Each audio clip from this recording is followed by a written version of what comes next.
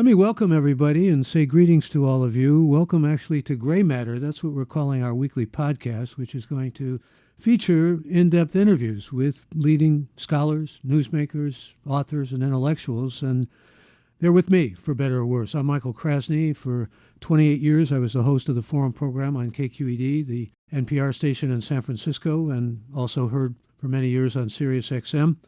I'm also a professor emeritus of literature at San Francisco State, and delighted to be with Stanford professor Larry Diamond, who is a sociologist and whose name certainly may be one that many of you are aware of because he is probably one of the world's, maybe in some instances I can think of, the world's leading expert and spokesperson about democracy. He's co-founder of the Journal of Democracy, a recent recipient, which I congratulated him on, of the National Endowment for Democracy Award.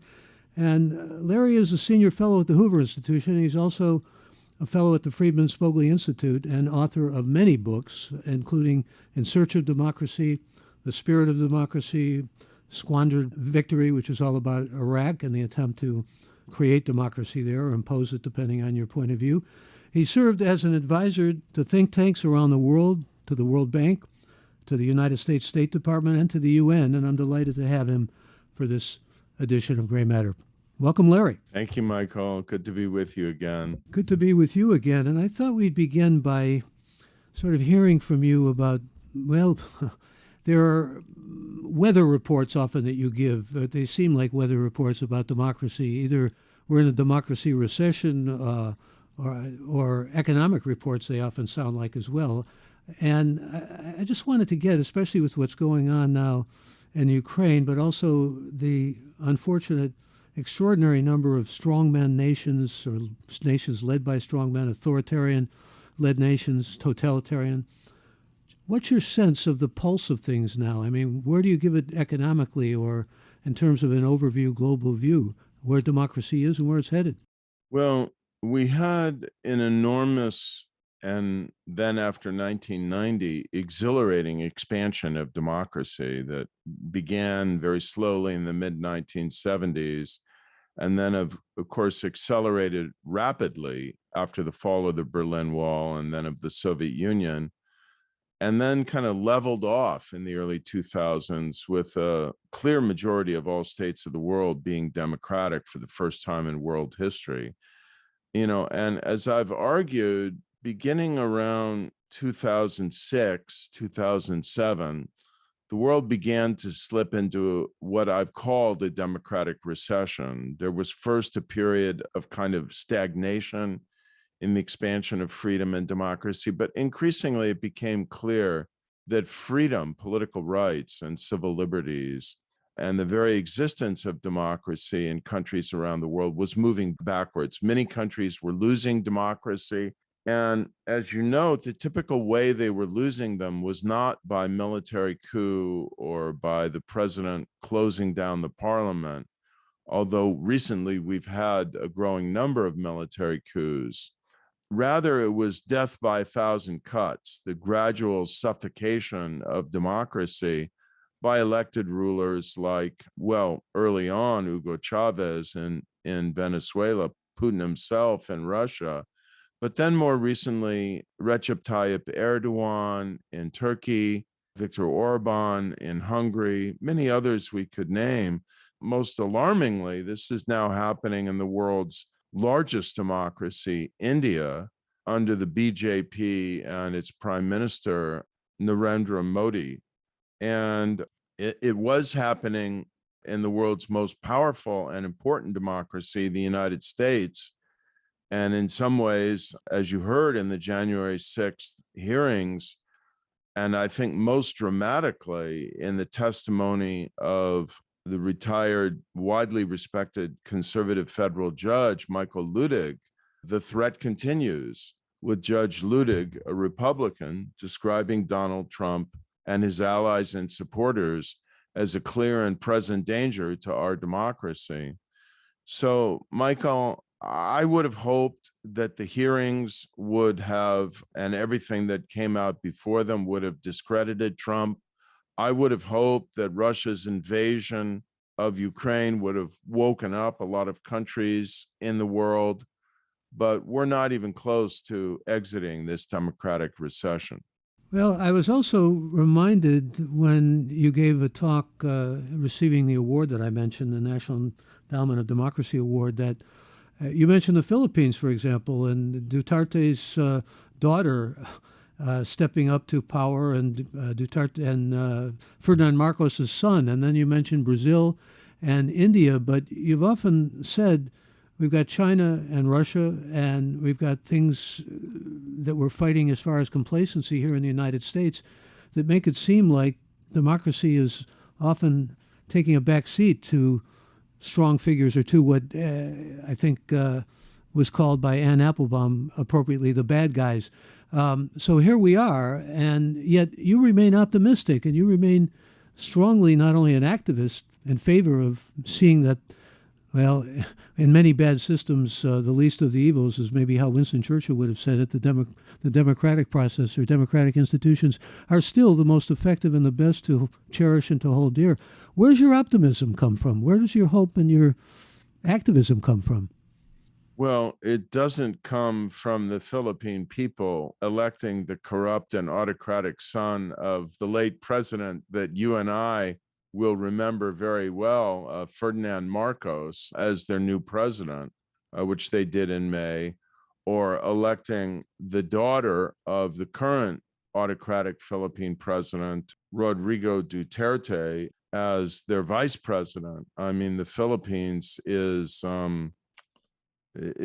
democracy in the Philippines is in very grave trouble now. I'm not sure we could say that the Philippines is a democracy now.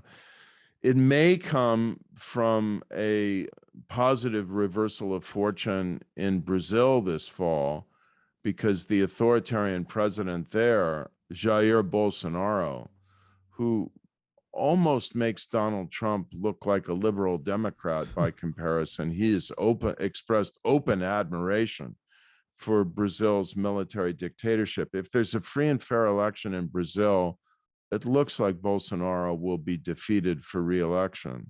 But where my optimism comes from is, first of all, that I do believe that if you look over the long run of history, democracy is the most effective and successful form of government. It's been the most successful in producing and broadly distributing economic growth. It's certainly the most successful in fighting corruption and maintaining a rule of law. And it's unambiguously the most successful in securing and protecting human rights, which people around the world value. Accountability, rule of law, transparency, voice, participation, inclusion. If you look at what the basic things, forget about the overall political system, the basic values that people care about in the world, democracy is clearly the best form for securing them.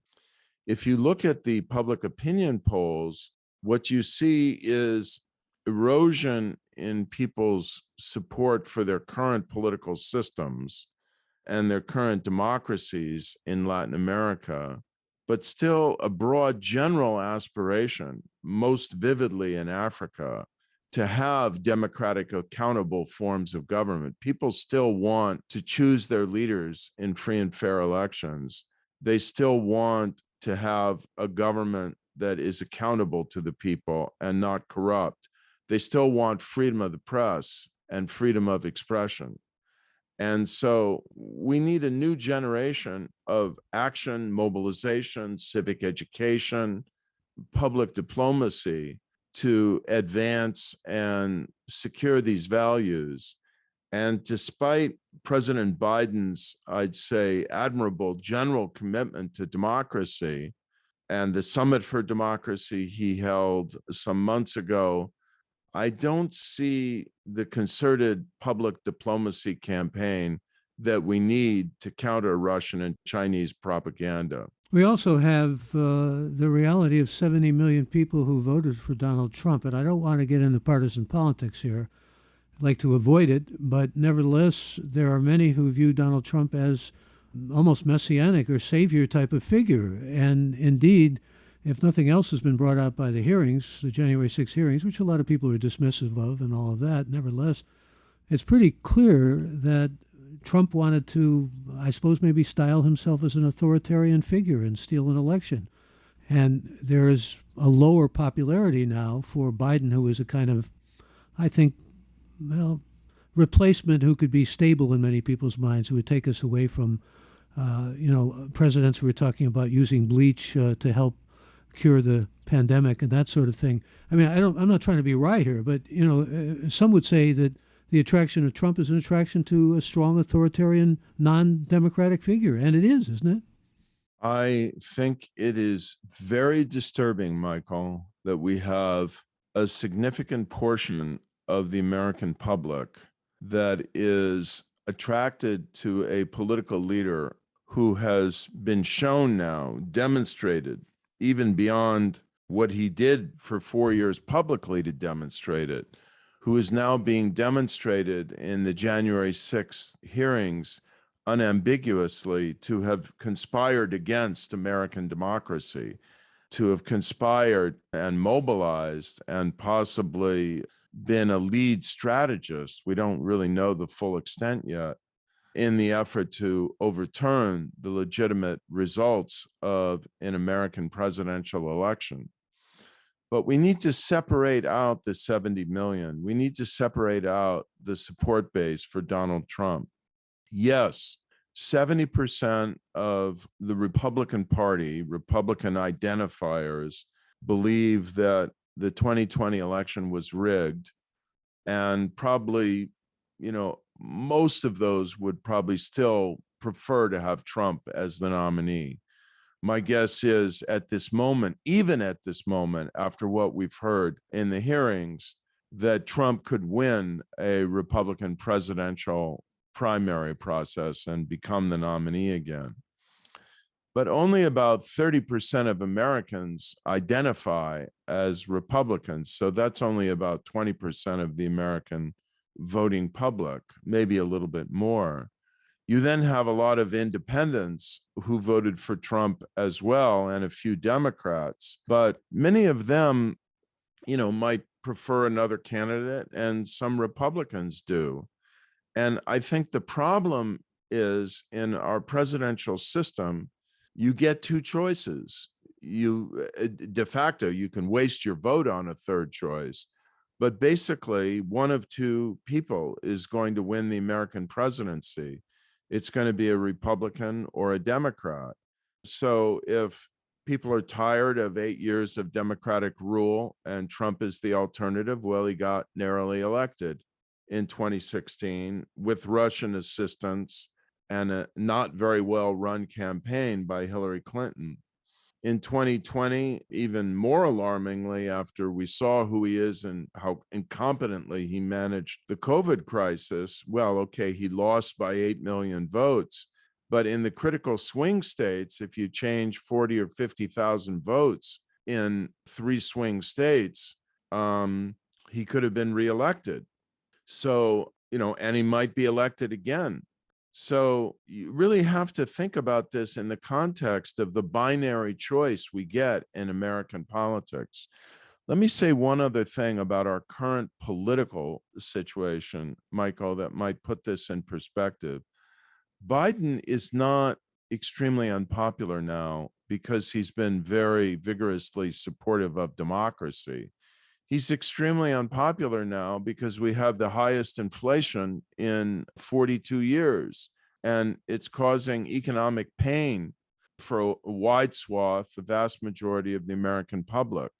And unfortunately, people all over the world, this is a lesson we have learned. Even if they are strong defenders of democracy, in many cases, they're going to vote their pocketbook first. And so if the Democrats or the Federal Reserve or some combination of them don't turn around, it's clear the Republicans are going to have a very good November this year.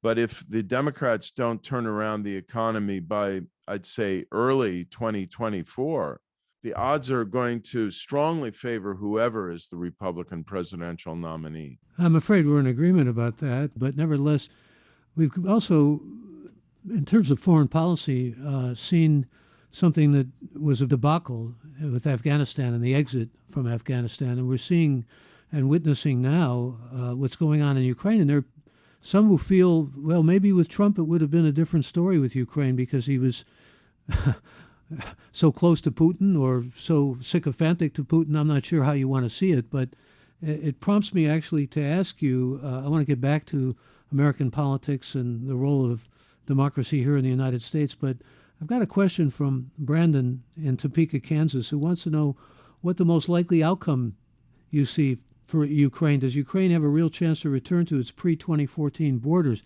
Asking you a little bit to be a crystal ball gazer there or a soothsayer, but let's talk about this in general.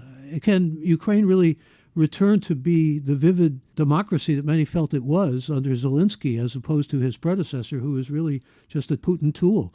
So, yeah, not his immediate predecessor, Poroshenko, who was, but the previous one before that, Yanukovych, very much was a Putin tool. I'd put it this way.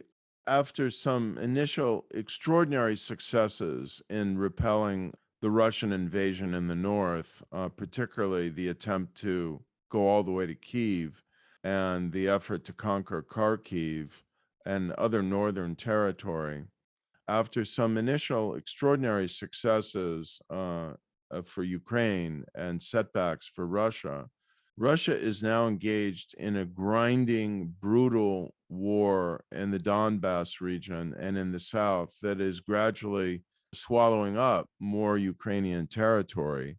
And we need to get heavier weapons to the Ukrainian military as soon as possible. And although the Biden administration has done a pretty good job of getting weapons to the Ukrainians after being a little late in doing so, I'm disappointed with the current flow of military equipment, and I think it needs to be put on much more of an emergency footing.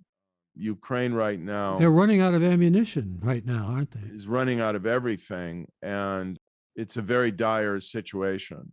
And if we're worried that, oh, if we move too fast and too heavily, Russia might see it as escalating, I think the war has long since escalated. We've already crossed some pretty awful thresholds, and it's extremely important that we get the assistance or most of the assistance or equivalents of the assistance that the Ukrainians are asking for to enable them to wage this battle. That's the first point. The second point I want to make is that if Donald Trump had been reelected in 2020, I'm not sure Ukraine would exist right now as an independent country. If Russia had invaded, and I think it might have anyway, Trump would have said, that's their problem. No assistance would have been flowing to Ukraine. Europe would not have rallied in the way it did, and we'd have a very different and much more frightening and tragic strategic situation now. As for the future, I don't think Russia can simply swallow Ukraine. It will continue to exist, and it's more unified than it was before as a democracy and as a country that does not want to be dominated by Russia. But it can't recover economically while, Russia is ruling over its some of its most industrially and agriculturally productive regions and controlling access to its ports. So I think pushing the Russians back from at least some of their territorial gains is critical to enabling Ukraine to thrive economically and democratically. And if we were to start negotiations now, in this situation, Russia would seek to permanently annex every inch of territory that it's now holding, and maybe more. What a terrible irony, though. It keeps occurring to me how Putin has rhetorically said we're one people about Ukrainians and Russians, and now he's going in there and murdering people, children, women, and so forth. Back to American democracy, though. Laura from Texas That's a very direct question. She says, is democracy at risk? I think you've answered this, Larry. If Trump were to get elected again, could we be looking at a dictator here in the United States? Certainly, Trump has been, I think, aspiring mainly to some kind of demagogic or dictatorship role. But would that be actually what we would face, do you think? So I've only alluded to an answer so far. I haven't given you the answer. I And gleaned an answer, I guess. I gleaned an um, answer, or inferred an answer. Forgive me for let that. me unpack it a little bit. I think we should think about our democracy as, first of all, the dimension of free and fair elections. And one of the real and frightening possibilities for 2024 is that Trump will return to the presidency as a result of succeeding in doing in 2024 what he failed to do in 2020, which is overturn the results of a free and fair election. I think there's a very good chance that the outcome of the 2024 presidential election will be very similar to 2020, probably with a different Democratic presidential candidate. The Democrat will win against probably Trump, maybe, his anointed successor, but narrowly in a few battleground states. And if Republicans control the position of governor and secretary of state in battleground states like Michigan, Wisconsin, Pennsylvania, and Arizona, they could, the next time around, disqualify Democratic votes, or just even after the Democratic candidate has won the state, declare Trump the winner and just give him the electoral votes. Well, excuse me, Larry, they're already trying, the Republican Party is making a concerted effort to try to get not only those offices held by members of the GOP, but also have people working the precincts and actually working in the voter. Well, that's what I'm referring to. So the Republican candidate for governor of Pennsylvania, Doug Mastriano, who was there on the Capitol grounds on January 6th, has essentially pretty much indicated he would do that, and he'll appoint Pennsylvania's Secretary of State. There are election deniers running for governor and Secretary of State in Arizona. We'll see about Michigan. Wisconsin is in play. Fortunately, the Georgia governor and Secretary of State, who didn't go along with Trump's plot, won renomination in Georgia. But, a lot of these states are up for grabs now. And that's only the beginning. If Trump returns to office, whether or not it's corruptly or by legitimately winning the election, he'll then be out for blood, out for vengeance.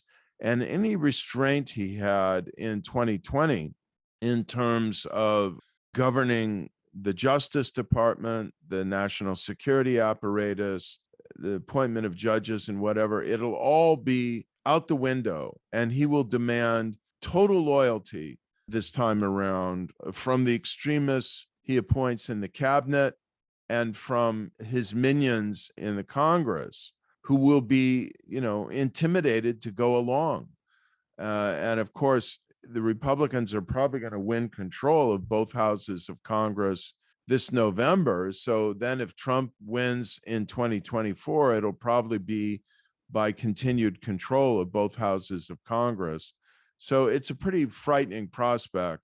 I think that if he comes back to power, it will not even be with the level of restraint he had during his first term. And he's already dangling publicly promises of, presidential pardons against anyone who refuses to testify in this process of investigation and trial around the January 6th plot. It's all pretty grim when you see it in the context. I'm still heartened by your optimism about democracy, but let me move away from Trump and perhaps what to many is the dark possibility of his assuming the presidency again, or having a Republican control, which would mean that anybody refusing a subpoena would not have to worry probably about any kind of consequences. But when you talk about ranked choice voting, for example, as one of the potential remedies, I'm also struck by the fact that we have as many, well, both on the left and right are quick to point out, we have a system of corruption, basically, I think, because of money within our democratic system. And I don't know how you root that out. I'm talking about money that is not only big money and dark money, but untraceable money. And I'm talking also about the fact that it pretty much creates, for the most part, the way politics are run in our country because of lobbying and because of the sort of influence that money has. There's no way of getting around that. And I wonder to what extent, I mean, there's been a lot of talk about doing something about this, just like there's been a lot of talk about making elections fair and free and making elections not corrupt as well. Not only Russian corruption, but corruption from within, from the enemy within, whomever that may be. We've got some gargantuan problems, when we think about what we face as an enduring democracy that we cherish and making it continue to be alive and making it continue to serve the people and be transparent. Those are enormous, which again gets me back to my admiration for your valiant efforts and also for your optimism, really, that you can be sanguine in the face of what I'm laying out here. And I don't mean to be mordant about it, but it's the reality. Let me get back, though, for a moment to America's role in all this, and we can come back to America within. You mentioned the Philippines. America was always almost a paradigmatic, still is, model of democracy. These kinds of concerns that I have, and gerrymandering and other things, certainly don't enhance that. But nevertheless, power is shifting. Capital power is shifting.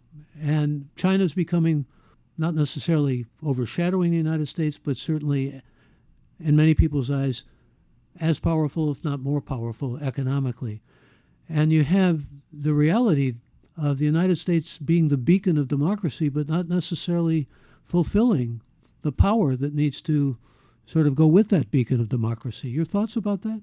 Well, I think that there are a lot of things wrapped up in the dilemma we are in now, domestically and globally, with respect to democracy. Let's lay our domestic politics aside for a moment. I hope we can come back to ranked choice voting and other reforms that I think can help to depolarize American democracy, because authoritarian populists thrive on polarization. They stimulate it, they need it in order to rule autocratically. And so our strategy, as it was in Turkey in the most recent elections challenging Erdogan's authoritarian rule, as it was in Greece when a center-leaning progressive candidate and Stanford alum, now Prime Minister Mitsotakis, beat back a left-wing populist government. The strategy for victory always has to involve building a broad coalition and trying to cut against the prevailing trend of polarization. But globally, what I want to say is that there are multiple drivers of the deepening authoritarian recession that we're in now. And very clearly, one of them is what's happening to capital in the world and to capitalism. So I think it's worthwhile just pondering this for a second. One of the problems we have is that even though inequality between countries in the last several decades has been declining with the rise of emerging market nations and China and so on, inequality almost everywhere within countries has been increasing, getting worse. And not least, of course, in the United States, Europe a little bit less so, because they have means for redistributing the before tax inequalities and leveling them a little bit in East Asia, Korea, and so on, Japan. But in a lot of other democracies, inequality is getting worse. And then you have globalization and the increases in the flow of goods, services, people, and so on. And as you get globalized supply chains, you get jobs leaving the United States and some other advanced industrial democracies and moving more toward emerging economies. And so you've got this perfect storm of social and economic anxiety, where workers in the American heartland, but in other European heartlands, are losing their jobs, their incomes, their status, at the same time that other countries are becoming more dynamic, and at the same time as immigration is creating a symbolic and manipulated sense of threat. And it's just a very, very powerful cultural and political stew of anxiety, fear of being, quote, replaced, and so on and so forth. And if we don't develop strategies to create jobs and renew the economic and social dignity and opportunity of, middle class people, working class people who are losing their economic security and competitiveness, the soil, the raw material for a Trump-like figure to continue to mobilize these anxieties for illiberal and authoritarian purposes is going to, intensify. And I just want to say one more thing. Part of the problem with the globalization of capital that's been going on in the last several decades, my friend and colleague in Washington, D.C., Raymond Baker, who's been following the flows of illicit money around the world for several decades, has a new book coming out. You might want to interview him when it comes out, called Invisible Trillions, about how capital is fleeing, taking flight from and not only individual capital, but corporate capital to tax havens in the Caribbean and elsewhere in the world to not only launder dirty money from corrupt places like Russia, but also to send clean money abroad so that they don't have to pay taxes. And this is further distorting the nature of capitalism in a way that's undermining state capacity to address our challenges and intensifying inequality. So we need longer term, a deeper answer to the economic and social stresses we face than we have so far mobilized. Yeah, these are all very important and singularly significant points. It also prompts me to add that we have seen an alliance among authoritarian and non-democratic nations where they not only politically help one another in a kind of symbiotic way, but they economically help one another. And Right. that's part of the problem we're facing too. But when you talk about domestic politics, you bring in the refugees who are seeking haven here in the United States. That's the biggest trump card for Trump of all, perhaps, that he can point to immigration and say, the Democrats don't have any solution to it, but of course Republicans don't either, except people see them as being more hard-nosed and more difficult in terms of controlling the borders. That's a whole other topic. But you wanted to get back to domestic politics, and I want to just go there for a moment because you mentioned reforms, and I'd like to hear what you're proposing to make this a stronger democracy. Mm-hmm. Well, first of all, I want to say something about immigration very briefly. I don't think the American people will react in a way that feeds authoritarian populism if we have intentional strategies of bringing refugees from states that, have been the victims of war and oppression, that we have an intentional and regulated plan to bring here. So bringing more Afghans here to escape that tragedy, which of course we had a role in, not being able to stop and not managing well at the end, and certainly bringing more Ukrainians here. I don't think that's going to No, provoke I was thinking mainly of Central Americans. but that's where I'm coming. We've got to get control of our borders, and you can't have an effective state if you don't have effective borders. I favor a liberal immigration policy. I favor more generous and intentional efforts to accept immigrants. We have a labor shortage in the United States. We need more immigrants. And I favor more intentional efforts to take people who are fleeing violence and oppression. But I think that it can't just be, well, anyone who wants to come across the border, come across. And so I believe Democrats need to join with Republicans in efforts to police our borders better and decide who we want to come in and under what conditions. Democrats are facing an utterly politically losing proposition if their attitude is, it doesn't matter, anyone who wants to cross the border, however illegally, should be able to do so. With respect to the other reforms, Michael, I have a new article out in a journal called Democracy, a journal of ideas that presents my agenda for democratic reform in the United States. And it won't surprise you to know that ranked choice voting is at the top of my list, because I don't think we can stem the tide of political polarization in the United States unless we give people more choices. Right now, in the general election, you really only have a choice between a Republican and a Democrat, almost always in a partisan statewide office or national office or senatorial or congressional election. If you vote for a third party candidate or an independent, you're wasting your vote. But if you have ranked choice voting, as voters in San Francisco know, you don't ever waste your vote. You can rank your choices. And if your first candidate doesn't get a majority of first preference votes, your vote is transferred to your second choice in an instant runoff process until someone is elected who has a majority of the valid votes. This will stimulate competition. I think it will stimulate interest in elections. It will bring more voters into the electoral process. But we know from other instances, it also tends to put a thumb on the scale toward moderation and against extremism.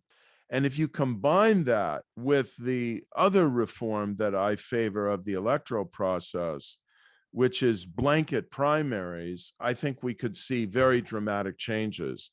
The biggest problem we face now is having first past the post general elections in combination with low turnout party primaries, in which very extreme candidates can be nominated by the most militant voters who turn out in low turnout party primaries. And it's often in many states, 8-10% of the electorate determining who's going to be the Republican nominee or the Democratic nominee.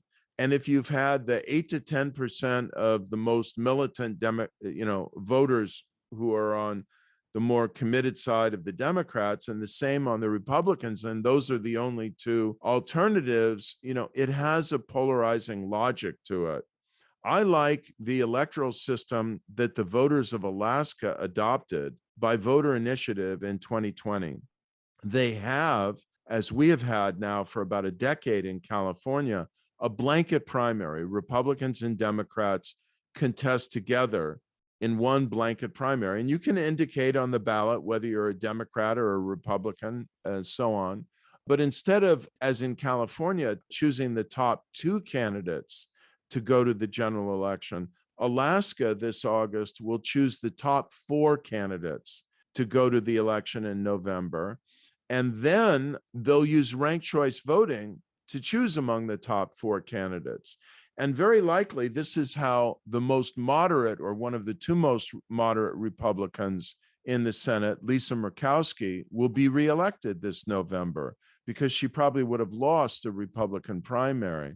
In Nevada, voters are now circulating signatures for a top five system. There'd be a blanket primary, and then the top five candidates would advance to the general election, and voters would use ranked choice voting to choose among them.